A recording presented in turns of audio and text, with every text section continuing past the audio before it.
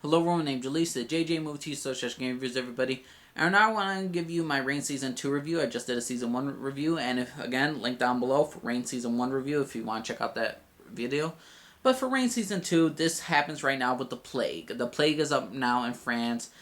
There's panic around. There's so much stuff about the nobles. And to me, one of the best episodes of Reigns in the entire show was the first episode of Season 2. It had this thing about the nobles and the commoners, how the nobles, how they will secure their own lives for their own, basically for their own lives to be saved, and how the nobles will take advantage of certain situations, like if they need grain for the food for people, they will take advantage of the certain kings, and that's how it was. I like the politicalness of this show. I like how the darkness of the show got better in Season 2. But it's a lot of misplaced darkness. And the whole thing with Mary killing that one guy, this noble, she got her revenge on him for killing a whole bunch of noble families, so she gets her revenge on him by sticking him up with a whole bunch of commoners and their plague, and he dies. And it's just a beautiful, ironic scene, and I thought the first episode of Season 2 was great, in my opinion. That was probably one of the best episodes of Reigns I've seen. But overall, Reign Season 2 is not better than Reign Season 1, in my opinion. Here's the thing with Reign Season 2. They dragged the story along with the whole blackmail thing, which we introduced Narcisse, who's played by, I forgot the actor's name, but I've seen him in Spartacus, I've seen him in Lord of the Rings, I've seen him in so many other shows, and Legend of the Seeker. I forgot the guy who plays Narcisse, but Narcisse is an interesting character. He's a good, sometimes anti-hero. He's good at his role, the actor who plays Narcisse, and I really do enjoy this one. The thing is, though, it kind of dragged with certain storylines, with the whole the ghost storyline that really dragged along.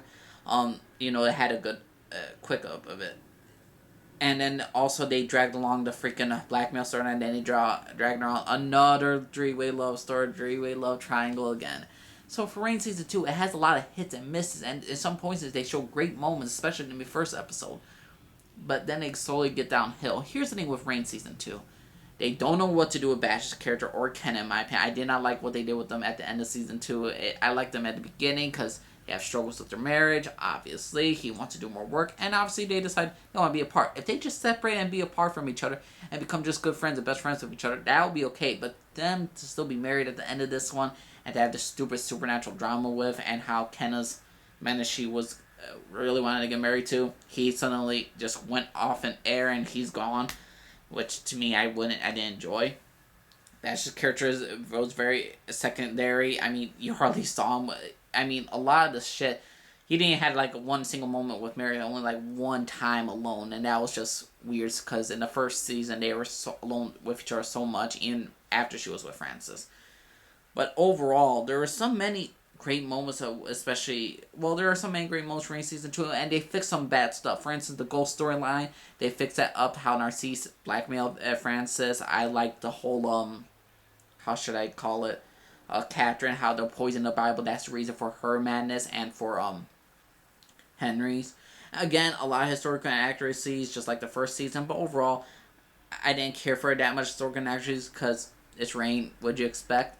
But if I have to, the first half was good. Then they brought Conde and the love story. I did not see a third way love story. The rape scene of Mary was horrific, and I thought that was very dark for a TV show, and I felt really bad for that. And now that I came to prove that she's a pretty dang good actress when it calls to, and I like her relationship with Catherine and Medici, how those two interact with each other, and how Catherine slowly starts to love Mary, and then at the end it just suddenly falls apart. I just don't like the end of Season 2 of Reign, just because that Mary, well, besides the whole Bash and Kenna's storyline, Francis exiled Catherine away from France, even though Mary let Conde escape. Conde's alive, now he's fleeing. To me, Conde's storyline was pointless. You didn't need him in a relationship with Mary. You could just put him against King Francis, him wanting to take the throne, and his friendship with Mary. You had a friendship, but you didn't need to have a love story, in my opinion. We didn't need another three-way love story. They even explained that with Bash.